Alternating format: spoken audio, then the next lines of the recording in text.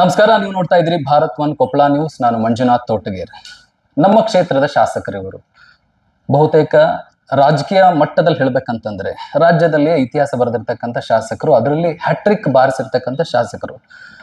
Especially ಇವಾಗ ಕೊಪ್ಪಳದಲ್ಲಿ ಇತ್ತೀಚೆಗೆ ಸಾಕಷ್ಟು ಕಾಂಟ್ರವರ್ಸಿ ಆಗಿತ್ತು ಕಾರ್ಖಾನೆ ವಿಚಾರವಾಗಿ. ಒಟ್ಟಾರೆ ಇವರಗಳ ಕುರಿತು ಇವತ್ತು ಒಂದು 10 ನಿಮಿಷ ಸಂದರ್ಶನ ಮಾಡ್ತಾ ಇದ್ದೀವಿ. ಅದರ ಮೊದಲ ಬಾರಿಗೆ ಹೇಳ್ಬೇಕಂದ್ರೆ ನಾಳೆ ತಾನೇ 47ನೇ ವರ್ಷಕ್ಕೆ ಪಾದಾರ್ಪಣೆ ಮಾಡ್ತಾ ಇದ್ದಾರೆ. ಜೊತೆಗೆ ಯುಗಾದಿ ಹಬ್ಬದ ಶುಭಾಶಯಗಳನ್ನು ಕೋರ್ತಾ ಅವ್ರ ಜೊತೆ ಮಾತನಾಡ. ಮೊದಲ ಬಾರಿಗೆ ಯುಗಾದಿ ಹಬ್ಬದ ಶುಭಾಶಯಗಳು, ಜೊತೆಗೆ ನಿಮಗೆ ಹುಟ್ಟು ಹಬ್ಬದ ಶುಭಾಶಯಗಳು ಮುಂಚಿತವಾಗಿ. Thank you. ಬಹುತೇಕ ಕೊಪ್ಪಳದ ಸಮಸ್ಯೆಗಳಂತಂದ್ರೆ ಕಾರ್ಖಾನೆ ವಿಚಾರ 25-20 ವರ್ಷಗಳಿಂದ ಭುಗಿಲಿದ್ದ ಹೋರಾಟದ ಒಂದು ಸಮಸ್ಯೆ ಈಗ ಇತ್ಯರ್ಥಗೊಳ್ತಾ ಇದೆ ಅನ್ಕೊಂಡಿದೀವಿ. ಅದರಲ್ಲಿ ತಾವು ಎಸ್ಪೆಷಲಿ ಕಾರ್ಖಾನೆಗಳಿಂದ ಜನರಿಗೆ ಆಗ್ತಕ್ಕಂಥ ಸಮಸ್ಯೆಗಳನ್ನ ಅರಿತುಕೊಂಡು ಮೊನ್ನೆ ತಾನೇ ಜಿಲ್ಲಾಧಿಕಾರಿಗಳು ಮತ್ತು ಪೊಲ್ಯೂಷನ್ ಕಂಟ್ರೋಲ್ ಬೋರ್ಡ್ನವರು ಎಲ್ಲರೂ ಸೇರಿ ಹಳ್ಳಿಗೆ ಭೇಟಿ ಕೊಡೋ ಮುಖಾಂತರ ಈಗ ನ್ಯಾಯ ಕೊಡಿಸ್ತಾ ಇದ್ರಿ ಅನ್ನೋ ಒಂದು ಆತ್ಮಸ್ಥೈರ್ಯ ಹೆಚ್ಚಾಗಿದೆ ಜನರಲ್ಲಿ. ಸೊ ಇದು ಹೆಂಗೆ ಸರ್, ರಾಜಕೀಯಕ್ಕೆ ಸೀಮಿತ ಆಗುತ್ತಾ ಅಥವಾ ಮನಸ್ಸಾರೆ ನೀವು ಹೋಗ್ತಾ ಇದ್ರ ಅವ್ರ ಜೊತೆಗೆ ಅಂತ? ಕೊಪ್ಪಳ ವಿಧಾನಸಭಾ ಕ್ಷೇತ್ರದಲ್ಲಿ ಹೆಚ್ಚು ಕಾರ್ಖಾನೆಗಳು ಬಂದಿರೋದ್ರಿಂದ ಅದರಲ್ಲಿ ಕಿರ್ಲೋಸ್ಕರ್ ಇದೆ, ಹೊಸಪೇಟೆ ಇಸ್ಪಾತ್ ಇದೆ, ಮುಕುಂದ್ ಸ್ಟೀಲ್ಸ್ ಇದೆ, ಅನೇಕ ಸ್ಪಾಂಜ್ ಐರನ್ ಕಂಪ್ನಿಗಳು ಕೂಡ ಇದಾವೆ, ಕೆಮಿಕಲ್ ಫ್ಯಾಕ್ಟ್ರಿಗಳು ಕೂಡ ಇದಾವೆ. ಇತ್ತೀಚಿನ ದಿನಗಳಲ್ಲಿ ಸ್ಪಾಂಜ್ ಐರನ್ ಕಂಪನಿಯಿಂದ ಆಗ್ತಕ್ಕಂಥ ಡಸ್ಟ್ ಬಗ್ಗೆ ಜನರ ಆಕ್ರೋಶವನ್ನು ವ್ಯಕ್ತಪಡಿಸಿದ್ದಾರೆ. ಇದೇನು ಸುಮಾರು ವರ್ಷಗಳಿಂದ ಇರ್ತಕ್ಕಂಥ ಹೋರಾಟ ಏನಲ್ಲ.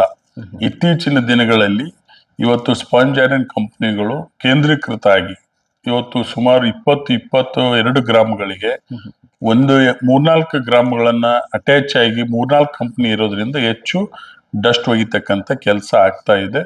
ಜನರು ಪ್ರಾಕ್ಟಿಕಲಿ ನಾವು ಎಲ್ಲರೂ ಹೋಗಿ ಜನರನ್ನ ಭೇಟಿಯಾದಾಗ, ಮನೆಗಳಿಗೆ ಹೋಗಿ ಭೇಟಿಯಾದಾಗ, ಮತ್ತು ಈ ಜಾನುವಾರುಗಳಿಗೆ ಕುಡಿಯೋ ನೀರು ಇರ್ಬೋದು, ಈ ಡಸ್ಟ್ ಕುಂತಿರ್ತಕ್ಕಂಥದ್ದು ಸಮಸ್ಯೆ ಕೆಲವಿಷ್ಟು ಗ್ರಾಮಗಳಲ್ಲಿ ಗಂಭೀರವಾಗಿದೆ. ಆದ್ರೆ ಅದನ್ನ ಪರಿಣಾಮಕಾರಿಯಾಗಿ ಬದಲಾವಣೆ ಮಾಡ್ಲಿಕ್ಕೆ ಏನ್ ಮಾಡ್ಬೇಕು? ಈಗ ಒಂದು ಕಂಪ್ನಿಗಳನ್ನ ಶಿಫ್ಟ್ ಮಾಡ್ಬೇಕು, ಇಲ್ಲ ಗ್ರಾಮವಾಸಿಗಳನ್ನ ಶಿಫ್ಟ್ ಮಾಡ್ಬೇಕು. ಇವತ್ತು ಒಂದೇ ಸರ್ಕಾರ ಕೊಟ್ಟಿರ್ತಕ್ಕಂಥದ್ದೇನಲ್ಲ, ಕಂಪ್ನಿಗಳು ಇವತ್ತು ರಾಜ್ಯ ಸರ್ಕಾರ ಮತ್ತು ಕೇಂದ್ರ ಸರ್ಕಾರ ಪರ್ಮಿಷನ್ ಅನ್ನು ಕೊಟ್ಟಿದ್ದಾರೆ. ಅವರಿಗೆ ಲ್ಯಾಂಡ್ ನಮ್ಮ ರೈತರೇ ಕೊಟ್ಟಿದ್ದಾರೆ ನಿಜ. ಆದ್ರೆ ಈ ಪರಿ ಡಸ್ಟ್ ಬರ್ತದೆ, ನಮ್ಮ ಜನರಿಗೆ ಆರೋಗ್ಯದ ಮೇಲೆ ಪರಿಣಾಮ ಬೀರ್ತದೆ ಅಂತಕ್ಕಂಥ ಮುಂದಾಲೋಚನೆ ಯಾರಿಗೂ ಇರ್ಲಿಲ್ಲ. ಸೊ ಈಗ ನಾವು ಜಿಲ್ಲಾಧಿಕಾರಿಗಳು ಮತ್ತು ಪೊಲ್ಯೂಷನ್ ಬೋರ್ಡ್ ಚೇರ್ಮನ್ ಅಂತ ನಮ್ಮ ನರೇಂದ್ರ ಸ್ವಾಮಿ ಅವರು ಸರ್ಕಾರ ಮಟ್ಟದಲ್ಲಿ ಇವತ್ತು ನಾವು ಕೂಡ ಗಮನ ಹರಿಸ್ತಕ್ಕಂಥ ಕೆಲಸವನ್ನು ಮಾಡಿದ್ದೇವೆ.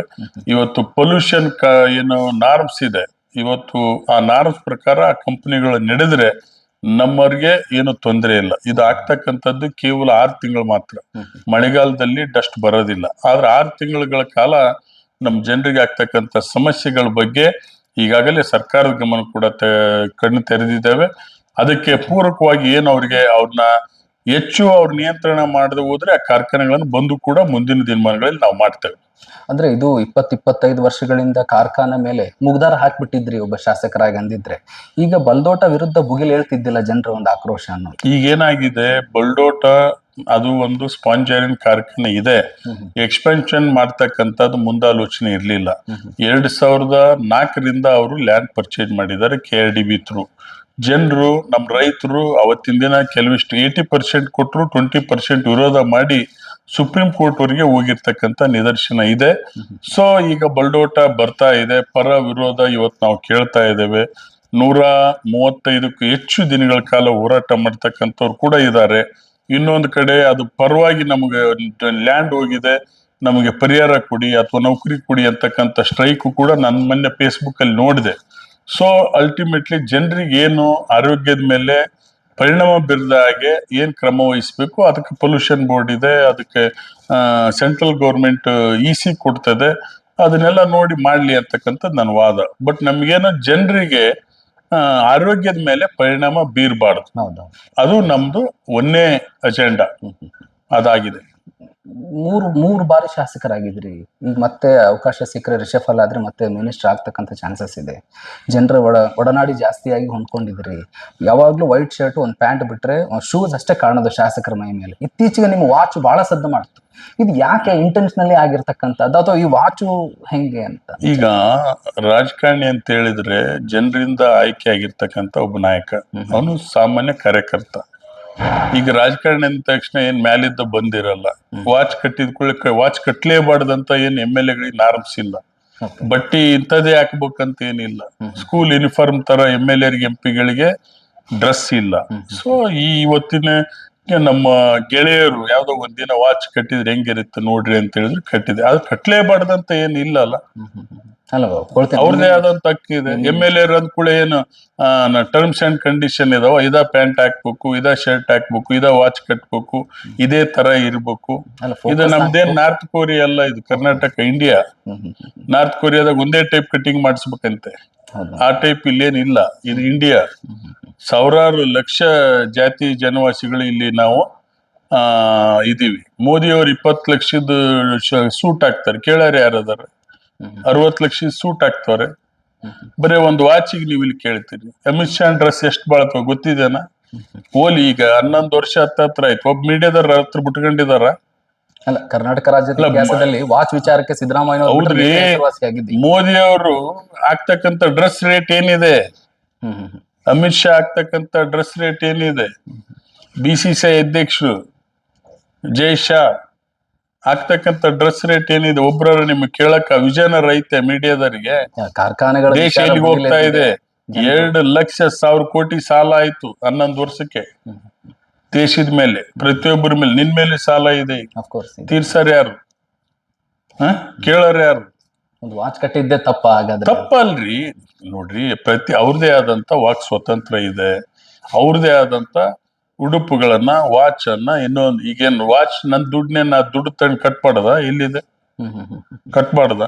ಅಲ್ಲ ಹಾಗಂತ ಹೇಳಕ್ ಬರಲ್ಲ. ಮತ್ತೆ ಏನು ವಾಚ್ ಇಶ್ಯೂ ಏನ್ ದೊಡ್ಡ ಸ್ಟೇಟ್ ಲೆವೆಲ್ ಇಶ್ಯೂ ಮಾಡ್ತೀರಿ? ಇಡೀ ಇಂಡಿಯಾ ತುಂಬಾ ನಿನಗೆ 1 ಕೋಟಿ ರೂಪಾಯಿ ಸೂಟ್ ಹಾಕೊಂಡು ಅಡ್ಡಾಡೋರು ಕೇಳೋರು. ರಾಘಣ್ಣ ಅವ್ರ ಸದ್ದಲ್ಲಿ ಇರ್ತಾರಲ್ಲ, ಪ್ರಚಾರದಲ್ಲಿ ಇರ್ತಾರೆ. ನಾವು ಜನಸಾಮಾನ್ಯರಲ್ಲಿ ಒಳ್ಳೆಯದು ಕೆಟ್ಟದು ಕಷ್ಟ ಸುಖದಲ್ಲಿ ನಾವಿರ್ತೇವೆ.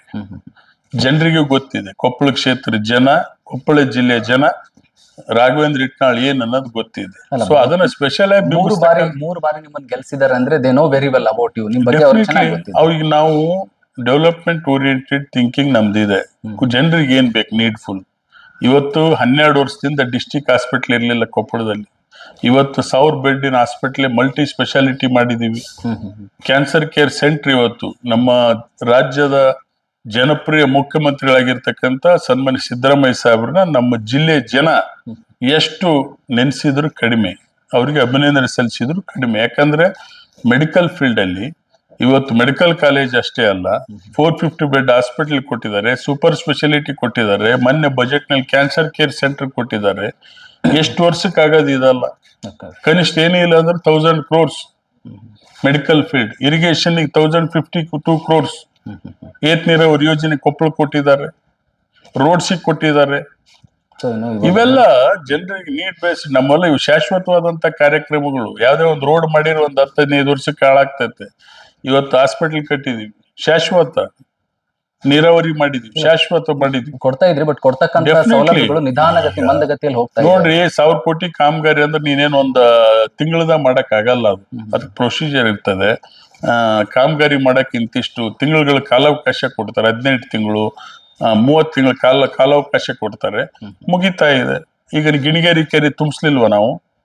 ಗಿಣಿಗೇರಿ ಆಮೇಲೆ ಬಾದರಬಂಡಿ ನೌಕಲ್ಮಟ್ಟಿ ಎತ್ತಿರೋ ಟ್ರೈಲ್ ರನ್ ಮಾಡಿದ್ವಿ. ಹೊಸಳ್ಳಿ ಕೆರೆ ತುಂಬಿತು, ಗಿಣಿಗೇರಿ ಕೆರೆ ತುಂಬಿತು, ಆಲರ್ತಿ ಕೆರೆ ತುಂಬಿತು. ಈ ಬಟಗೇರಿ ಅಳವಂಡಿ ಈ ಮಂತಲ್ಲಿ ಇನಾಗ್ರೇಷನ್ ಮಾಡ್ತಾ ಇದೀವಿ. ಅದು 10,000 ಎಕರೆ ನೀರಾವರಿ ಆಗ್ತಾ ಇದೆ. ಟ್ರಸ್ಟ್ ಗೇಟ್ಗಳ ಬಗ್ಗೆ ಸ್ವಲ್ಪ ಡೆಫಿನೆಟ್ ಈಗಾಗಲೇ ಕೂಡಿಸ್ತಾ ಇದಾರೆ. ಅದಕ್ಕೆ ಬೋರ್ಡ್ನವರು ತೀರ್ಮಾನ ತೆಗೆದುಕೊಂಡು ಬಹುಶಃ ಒಂದು 16-17 ಮಟ್ಟಿಗೆ ಕೂಡ್ಸಿರ್ಬೋದು ಈಗ ಆಲ್ರೆಡಿ. ಅವ್ರು ಒಂದು 6 months ಒಳಗಡೆ ಕೂಡಿಸ್ತೀನಿ ಅಂತ ಹೇಳಿದಾರೆ. ಲಾಸ್ಟ್ ಟೈಮ್ ವಿಸಿಟ್ ಮಾಡಿದ್ದೆ. ಸೊ ಮಾಡ್ತಾರೆ, ಏನಾಗಲ್ಲ. ಅದು ಈಗ 75 ವರ್ಷದ ಗೇಟು. ಅವರು 50 ವರ್ಷಕ್ಕೇನೆ ಬದಲಾವಣೆ ಮಾಡ್ಬೇಕು ಅಂತೇಳಿ ಹಿಂದೆ ಹೇಳಿದ್ರು. ಸೊ ಆಗಿರ್ಲಿಲ್ಲ. ಮಾಡ್ತಾವ್ರೆ. ಇದು ಎಲ್ಲರಿಗೂ ಆಗ್ತಕ್ಕಂತ ಸಮಸ್ಯೆಗಳು. ಇದು ಗೇಟ್, ಕ್ರಸ್ಟ್ ಗೇಟ್. ಮೊನ್ನೆ ತಾನೇ ಹುಲಿಕೆರೆ ಬಗ್ಗೆ ಸ್ವಲ್ಪ ಬಹಳ ಆಕ್ರೋಶ ಭರಿತ ಹೋರಾಟಗಳಾದ ಭಾರತೀಯ ಜನತಾ ಪಕ್ಷದವರು. ಅದರ ಜೊತೆಗೇನಂತಂದ್ರೆ ಇವಾಗ ಮೊನ್ನೆ MLC ಅವರು ಮಾತಾಡಿದ್ರು. ಇವಾಗ ಒಂದು ರಿಸಲ್ಟ್ ಹೊರಗೆ ಬೀಳ್ತಕ್ಕಂತ ಸಂದರ್ಭ ಇದೆ. ಯಾರು ಮಾಡ್ಕೊಂಡಿದ್ದಾರೆ, ಆದ್ರೆ ಹೆಂಗಾಗುತ್ತೆ? ಅವ್ರ ಮೇಲೆ ಅಂದ್ರೆ ಪ್ರಕರಣ ದಾಖಲಿಸ್ತೀರಾ ಅಂತ? ಈಗ ಏನಾಗಿದೆ, ಯಾರು ಎಂಕ್ರೋಚ್ಮೆಂಟ್ ಮಾಡಿರ್ತಾರೆ, ಎಂಕ್ರೋಚ್ಮೆಂಟ್ ತೆರವುಗೊಳಿಸೋದಕ್ಕೆ ಜಿಲ್ಲಾಧಿಕಾರಿಗಳು ಇದ್ದಾರೆ, ಅಧಿಕಾರಿಗಳ ಗಮನಕ್ಕೆ ತಂದಿದ್ದಾರೆ. ಅವ್ರೇನ್ ಕಾನೂನು ಕ್ರಮ ವಹಿಸ್ತಾರೆ. ಯಾರು ಎಂಕ್ರೋಚ್ಮೆಂಟ್ ಮಾಡಿದ್ರೆ ತೆಗಿತಾರೆ. ಅದ್ರಲ್ಲಿ ಏನ್ ಸಮಸ್ಯೆ ಇಲ್ಲ. 47 ವರ್ಷ ನಮ್ದೇನ್ ಇನ್ವಾಲ್ವ್ಮೆಂಟ್ ಇಲ್ಲ ಅದ್ರಲ್ಲಿ, ನಿಮ್ದೇನು ಏನಿಲ್ಲ. ಸೊ ಒಂದ್ ರೀತಿ ಸಮಾನವಾಗಿ ಉತ್ತರ ಕ್ಯಾಶುವಲ್. ಈಗ ನಾನು ಹೋಗಿ ಯಾರ್ದಾರ ಜಾಗ ಎನ್ಕ್ರೋಚ್ಮೆಂಟ್ ಮಾಡಿ ತೆರವುಗೊಳಿಸ್ತಾರ, 100%. ಅಷ್ಟೇನೆ. ಕೆರೆ ಜಾಗ 60 ಮಾಡಿ ತೆರವುಗೊಳಿಸ್ತಾರೆ. ರಾಘಣ್ಣ ಅವರು ಇವಾಗ ನಾಳೆ ತಾನೇ 47 ವರ್ಷದ ಹುಟ್ಟುಹಬ್ಬ ಆಚರಿಸ್ಕೊಳ್ತಾ ಇದ್ರಿ. ಅಂದ್ರೆ ಕೊಪ್ಪಳ ರಾಜಕಾರಣ ಮಟ್ಟದಲ್ಲಿ ಹೇಳ್ಬೇಕಂದ್ರೆ ಬಹುತೇಕ ವೃದ್ಧ ರಾಜಕಾರಣ ವ್ಯಕ್ತಿಗಳು ಸಾಕಷ್ಟು ಜನ ನೋಡಿದ್ರಿ, ಯಾರು ಜಲ್ದಿ ಬೇಗ ರೀಚ್ ಆಗ್ಲಿಲ್ಲ. ಅತ್ಯಂತ ವೇಗವಾಗಿ ನೀವು ರಾಜಕಾರಣದಲ್ಲಿ ಮೂರ್ ಸಾರಿ ಶಾಸಕರಾದ್ರಿ, ಬಹುತೇಕ ರಾಜ್ಯದ ಸಾಕಷ್ಟು ಸಚಿವರುಗಳ ಜೊತೆ ಒಳ್ಳೆ ಸಂಬಂಧ ಇಟ್ಕೊಂಡಿದ್ರಿ. ಈ ಚಿಕ್ಕ ವಯಸ್ಸಿನಲ್ಲಿ ಇದು ಹೆಂಗೆ ಅಂತ ರಾಜಕೀಯ ಗುರುಗಳ ಆಶೀರ್ವಾದನ ಅಥವಾ ಯಾವುದು ವಿಧಾನಸಭಾ ಕ್ಷೇತ್ರ ಇರ್ಲಿ, ಜಿಲ್ಲಾ ಪಂಚಾಯತ್ ಇರ್ಲಿ, ಗ್ರಾಮ ಪಂಚಾಯತ್ ಇರ್ಲಿ, ತಾಲೂಕ್ ಪಂಚಾಯತ್ ಇರ್ಲಿ, ಯಾವುದೇ ಇರ್ಲಿ, ನಾವು ನಾಯಕರಾಗ್ಬೇಕಂತ ಹೇಳಿದ್ರೆ ನಾಯಕರಾಗ್ಲಿಕ್ಕೆ ಸಾಧ್ಯ ಇಲ್ಲ. ಜನ ಒಪ್ಪಿ ಇವತ್ತು ಆಶೀರ್ವಾದ ಮಾಡಿದಾಗ ಮಾತ್ರ ನಾಯಕರಾಗ್ಲಿಕ್ಕೆ ಸಾಧ್ಯ ಆಗ್ತದೆ. ಇವತ್ತು ನಾವು ನಿರಂತರವಾಗಿ ಜನರ ಜೊತೆ ಇರ್ತಕ್ಕಂಥ ಸಂಪರ್ಕ, ಅವ್ರ ಸಮಸ್ಯೆಗಳಿಗೆ ಸ್ಪಂದನೆ ಮಾಡತಕ್ಕಂಥ ಕೆಲಸ ಇರ್ಬೋದು. ಮೂಲತಃ 2004ರಿಂದ 2008ವರೆಗೆ ನಮ್ಮ ತಂದೆಯವರು ಸಹ ಈ ಕ್ಷೇತ್ರ ಶಾಸಕರಾದ್ಮೇಲೆ ಹೆಚ್ಚು ಅನುಭವ ನಮ್ಮ ತಂದೆಯವ್ರದ್ದು ಕೂಡ ಇದೆ, ಆಶೀರ್ವಾದ ಪ್ಲಸ್ ಮತ್ತೆ ಕೊಪ್ಪಳ ಜನತೆ ಎಲ್ಲ ಮುಖಂಡರ ಆಶೀರ್ವಾದ ಇವತ್ತು ಸತತವಾಗಿ 3ನೇ ಬಾರಿ ವಿಧಾನಸಭೆಗೆ ಹೋಗ್ಲಿಕ್ಕೆ ಅವರೇ ಕಾರಣ. ಮುಂದೆ ಕೂಡ ನಾವು ಒಬ್ಬ ಶಾಸಕನಾಗಿ ಅಂತಲ್ಲ, ಒಂದು ಸಮಾಜ ಸೇವಕನಾಗಿ ಕೆಲಸ ಮಾಡ್ತಕ್ಕಂಥ ಪ್ರವೃತ್ತಿಯನ್ನು ಬೆಳೆಸ್ಕೊಂಡಿದ್ದೇವೆ. ಇವತ್ತು ರಾಜ್ಯದಲ್ಲಿ ಇರ್ತಕ್ಕಂಥ ಎಲ್ಲ ಮಂತ್ರಿಗಳು ಕೂಡ ಒಳ್ಳೆ ಸಂಬಂಧ ಇಟ್ಕೊಂಡಿರೋದ್ರಿಂದ ಹೆಚ್ಚು ಅನುದಾನ ತರಲಿಕ್ಕೆ ಸಾಧ್ಯ ಆಗಿದೆ. ಅದರಲ್ಲಿ ಮೂಲತಃ ಇವತ್ತು ನಮ್ಮ ಉಪಮುಖ್ಯಮಂತ್ರಿಗಳಾಗಿರ್ತಕ್ಕಂಥ ಡಿ ಕೆ ಶಿವಕುಮಾರ್ ಅವರು ಕೂಡ 552 ಕೋಟಿ ಸಿಂಗ್ಟಾಲೂರಿಗೆ ಪ್ಲಸ್ ಅಳವಂಡಿ ಬಟಗೇರಿ ಏತ ನೀರಾವರಿ ಮತ್ತು ನೌಲ್ಕಲ್ಮಟ್ಟಿ ಏತ ನೀರಾವರಿಗೆ 492 ಕೋಟಿ ರೂಪಾಯಿ ಈ ವರ್ಷ ಕೊಟ್ಟಿದ್ದಾರೆ. ಸೊ ಅದರಲ್ಲಿ ವಿಶೇಷವಾಗಿ ರಾಜ್ಯದ ಮುಖ್ಯಮಂತ್ರಿಗಳಂತ ಸಿದ್ದರಾಮಯ್ಯ ಸಾಹೇಬ್ರವರು ಕೊಪ್ಪಳದ ಜನತೆ ಬಗ್ಗೆ ಹೆಚ್ಚು ಅವರಿಗೆ ಅಭಿಮಾನ, ಆ ಹಿತದೃಷ್ಟಿಯಿಂದ ಹೆಚ್ಚು ಅನುದಾನ ತರಲಿಕ್ಕೆ ಸಾಧ್ಯ ಆಗಿದೆ. ಮುಂದೆ ಕೂಡ ಇದೇ ರೀತಿ ಅಭಿವೃದ್ಧಿ ಪಡಿಸ್ತೇವೆ. ಗೌರ್ಮೆಂಟ್ ಸಟನ್ ಡೌನ್ ಆಗಿ ಮತ್ತೇನಾದ್ರೂ ನೀವು ಎಲೆಕ್ಷನ್ ನಿಂತ್ಕೊಂಡ್ರೆ ಬರ್ತೀರಾ, ಗೆಲ್ಬೋದಾ ಈ ಕ್ಷೇತ್ರದಲ್ಲಿ ಅಂತ? ಈಗ ನಾವು ಸತತವಾಗಿ 12 ವರ್ಷಗಳ ಕಾಲ ಅಭಿವೃದ್ಧಿ ಚಿಂತನೆಗಳನ್ನ ಇವತ್ತು ನಾವು ಮಾಡ್ತಾ ಬಂದಿದ್ದೇವೆ. ಗೌರ್ಮೆಂಟ್ ಸಡನ್ ಆಗಿ ಬೀಳ್ತೈತೆ ಅಂತ ಹೇಳಿದ್ರೆ ಅದಕ್ಕೆ ಏನಾರ ಕಾರಣ ಇರ್ಬೇಕು. ಕಾರಣ ಇಲ್ದೇನೆ 138 140 ಜನ ಇರ್ತಕ್ಕಂಥ ಶಾಸಕರ ಸರ್ಕಾರ ಸಡನ್ ಆಗಿ ಬೀಳಲಿಕ್ಕೆ ಸಾಧ್ಯ ಇಲ್ಲ. ನಮ್ಮ ಸರ್ಕಾರ ಭದ್ರವಾಗಿದೆ, ಸುಭದ್ರವಾಗಿದೆ. ನಮ್ಮ ನಾಯಕರುಗಳು ಗಟ್ಟಿಯಾಗಿದ್ದಾರೆ, ಪಾರದರ್ಶಕ ಆಡಳಿತ ಕೊಡ್ತಾ ಇದ್ದಾರೆ. ಕೇಂದ್ರದ ನಮ್ಮ ಹೈಕಮಾಂಡ್ ಇನ್ನೂ ಬಲಿಷ್ಠವಾಗಿದೆ. ಸೊ ಬೀಳ್ತಕ್ಕಂಥ ಪ್ರಶ್ನೆನೇ ಇಲ್ಲ. ಮುಂದಿನ 28ಕ್ಕೂ ಕೂಡ ಈಗಾಗಲೇ ಕೆಲವು ಸಮೀಕ್ಷೆಗಳು ಹೇಳಿದಾವೆ 160ಕ್ಕೂ ಹೆಚ್ಚು ಸ್ಥಾನಗಳು ಕಾಂಗ್ರೆಸ್ ಗೆಲ್ತದೆ ಅಂತೇಳಿ ನಿನ್ನೆ ಮೊನ್ನೆ ಯಾವ್ದೋ ಫೇಸ್ಬುಕ್ ಅಲ್ಲಿ ನೋಡಿದೆ. ಇವತ್ತು ನಮ್ಮಲ್ಲಿ ಲೀಡರ್ಗಳ ಆಡಳಿತದ ಹಿತದೃಷ್ಟಿ ಪಂಚ ಗ್ಯಾರಂಟಿಯನ್ನ 100ಕ್ಕೆ 100ರಷ್ಟು ಇಡೀ ದೇಶದಲ್ಲಿ ಯಾರಾದ್ರೂ ಸರ್ಕಾರ ಕೊಟ್ಟಿದ್ರೆ, ಯಾರಾದ್ರೂ ಮುಖ್ಯಮಂತ್ರಿಗಳು ಕೊಟ್ಟಿದ್ರೆ ಅದು ಸನ್ಮಾನ್ಯ ಸಿದ್ದರಾಮಯ್ಯ ಸಾಹೇಬರು ಕೊಟ್ಟಿದ್ದಾರೆ ಅಂತಕ್ಕಂಥ ಮಾತನ್ನ ಇಲ್ಲಿ ಹೇಳಿಕ್ ಬಯಸ್ತೀನಿ. ಈಗಾಗಲೇ ಮೊನ್ನೆ ಮಂಡನೆ ಮಾಡಿದಂತ ಬಜೆಟ್ ನಲ್ಲಿ ಕೂಡ ಏನಿವತ್ತು ಫಿಸಿಕಲ್ ರೆಸ್ಪಾನ್ಸಿಬಿಲಿಟಿ ಆಕ್ಟ್ ಒಳಗಡೆ ಬಜೆಟ್ ಅನ್ನ ಮಂಡಿಸಿರ್ತಕ್ಕಂಥದ್ದು ಬಹುಶಃ ದೇಶದ ಬಜೆಟ್ ಫಿಸಿಕಲ್ ರೆಸ್ಪಾನ್ಸಿಬಿಲಿಟಿ ಆಕ್ಟ್ ಮೀರಿ ಸಾಲ ಮಾಡಿರ್ತಕ್ಕಂಥದ್ದು ನಿದರ್ಶನ ಇದೆ. ಹಾಗಾಗಿ ಇವತ್ತು ಸನ್ಮಾನ್ಯ ಮುಖ್ಯಮಂತ್ರಿಗಳಾಗಿರ್ತಕ್ಕಂಥ ಸಿದ್ದರಾಮಯ್ಯ ಸಾಹೇಬ್ರವರು ಪಾರದರ್ಶಕ ಆಡಳಿತ ಮತ್ತು ಗಟ್ಟಿ ಆಡಳಿತವನ್ನ ಜನರಿಗೆ ಕೊಡ್ತಾ ಇದ್ದಾರೆ. ಇವತ್ತು ಹಿಂದೆ ನಡೆದಂತ ಉಪಚುನಾವಣೆಗಳು 3 ಉಪಚುನಾವಣೆಗಳು ನಡೆದು ರಾಮನಗರ, ಆಮೇಲೆ ಇದೆ ಶಿಗ್ಗಾಂವಿ, ಯಾವುದು ಸೊಂಡೂರು, 3 ಉಪಚುನಾವಣೆಗಳಲ್ಲಿ ಏನಾಯ್ತು? ಜನರು ಯಾರಿಗೆ ಉತ್ತರ ಕೊಟ್ಟರು? ಇಬ್ಬರು ಮಾಜಿ ಮುಖ್ಯಮಂತ್ರಿಗಳ ಮಕ್ಕಳೇ ಸ್ಪರ್ಧೆ ಮಾಡಿದ್ರು. ಸೊ ಇದರಿಂದ ಜನರು ಕೂಡ ಕಾಂಗ್ರೆಸ್ ಪಕ್ಷದ ಪರವಾಗಿದ್ದಾರೆ, ಅಭಿವೃದ್ಧಿ ಪೂರಕವಾದಂತ ಚಿಂತನೆಯನ್ನು ಮಾಡ್ತಾರೆ. ಇವತ್ತು ಬಿಜೆಪಿಯ ಒಂದು ಕೇಂದ್ರ ಸರ್ಕಾರದ ಒಂದು ದುರಾಡಳಿತ ಇವತ್ತು ರಾಜ್ಯದ ಜನರ ಮನಸ್ಸಿನ ಮೇಲೆ ಪರಿಣಾಮ ಬೀರಿದೆ. 28ಕ್ಕೂ ಕೂಡ ಮತ್ತೆ ಕಾಂಗ್ರೆಸ್ ಪಕ್ಷ ಆಡಳಿತಕ್ಕೆ ಬರ್ತದೆ, ಮತ್ತೆ ಸುಭದ್ರ ಸರ್ಕಾರವನ್ನ ರಾಜ್ಯಕ್ಕೆ ಕೊಡ್ತಾ ಇದ್ದಂತ ಮಾತನ್ನು ಹೇಳಲಿಕ್ಕೆ ಬಯಸ್ತಾ ಇದ್ದೀನಿ. ಕೊನೆಯದಾಗಿ ಬಲ್ದೋಟ ವಿಚಾರದಲ್ಲಿ ಮಾನ್ಯ ರಾರಾ ಬ್ರದರ್ಸ್ ಅಂದ್ರೆ ರಾಘವೇಂದ್ರ ಹಿಟ್ನಾಳ್ ಅವರಾಗ್ಲಿ, ರಾಜಶೇಖರ್ ಹಿಟ್ನಾಳ್ ಅವರಾಗ್ಲಿ, ಇವರ ವಿರುದ್ಧ ಏನಾದ್ರೂ ಷಡ್ಯಂತ್ರ ರೂಪಿಸಿ ಅಪಪ್ರಚಾರ ನಡೀತಾ ಇದ್ದಾನ, ಅಥವಾ ಇದಕ್ಕೆಲ್ಲ ಇವರು ಹೊಣೆ ಆಗ್ಬೇಕು ಅಂತ ಏನಾದ್ರು ಪೂರ್ವ ನಿರ್ಧಾರಿತ ಹೋರಾಟಗಳಿದಾವ? ಈಗ ನಮ್ಮ ದೂರದೃಷ್ಟಿ ಕೊಪ್ಪಳ ನಗರಕ್ಕೆ ಹತ್ರ ಇರ್ತಕ್ಕಂಥ ಕಾರ್ಖಾನೆ ಬಲ್ಡೋಟ ಕಾರ್ಖಾನೆ. ಸೊ ನಾವೇನ್ ಮಾಡಿದೀವಿ, ಇಲ್ಲಿ ಅನೇಕ ಸ್ಟೀಲ್ ಫ್ಯಾಕ್ಟ್ರಿಗಳಿದಾವೆ, ಇನ್ನೂ ಅನೇಕ ಇದಾವೆ. ಇವತ್ತು ನನ್ನ ಮನೆ ಇಟ್ನಾಳದು ನಮ್ಮ ಮನೆ ಬರ್ತಕ್ಕಂಥದ್ದು ಕಿರ್ಲೋಸ್ಕರ್ ಇಂದ ಎಕ್ಸಾಕ್ಟ್ 2 ಕಿಲೋಮೀಟರ್ಸ್. ಕಿರ್ಲೋಸ್ಕರ್ ಫ್ಯಾಕ್ಟ್ರಿ ಹೊಗೆ ಬರ್ತೈತೆ ಅಂತ ಹೇಳಿದ್ರೆ ಫ್ಯಾಕ್ಟ್ ನಾವು ನಂಬಕ್ಕಲ್ಲ. ನಿಮ್ಮನ್ನು ಕರ್ಕೊಂಡು ಹೋಗ್ತೀನಿ ನಮ್ಮ ಮನೆಗೆ, ಡಸ್ಟ್ ಇದ್ರೆ ತೋರಿಸ್ಬಿಡ್ರಿ ಕಿರ್ಲೋಸ್ಕರ್. ಇಲ್ಲಿ ಬಲ್ಡೋಟ ಕಂಪೌಂಡ್ಲಿಂದ ಕೊಪ್ಪಳಕ್ಕೆ ಸುಮಾರು 5ರಿಂದ 6 ಕಿಲೋಮೀಟರ್ ಇದೆ ಕಂಪೌಂಡ್ಲಿಂದ ಹೇಳೋದು. ಸೊ ಅದನ್ನ ಜನರ ಮನಸ್ಸಿನಲ್ಲಿ ಇರ್ತಕ್ಕಂಥದ್ದು ಒಪ್ಪೋಣ, ಡಸ್ಟ್ ಬರ್ತದೆ ಅಂತಕ್ಕಂಥದ್ದು ಇಲ್ಲ ಅಂತ ನಾ ಹೇಳಲ್ಲ. ಅವ್ರೇನ್ ಪೂರ್ವ ಕ್ರಮ ವಹಿಸ್ತಾರೆ. ಈಗ ಭೂಪಾಲ್ ಅಲ್ಲಿ ಟೌನ್ ನಲ್ಲೇ ಫ್ಯಾಕ್ಟರಿ ಇದೆ, ಇಂಟಿಗ್ರೇಟೆಡ್ ಸ್ಟೀಲ್ ಪ್ಲಾಂಟ್ ಇದೆ, ಬಾರಾಮತಿಯಲ್ಲಿ ಇದೆ, ಅನೇಕ ನಗರಗಳಿಗೆ ಅಟ್ಯಾಚ್ ಆಗಿದೆ.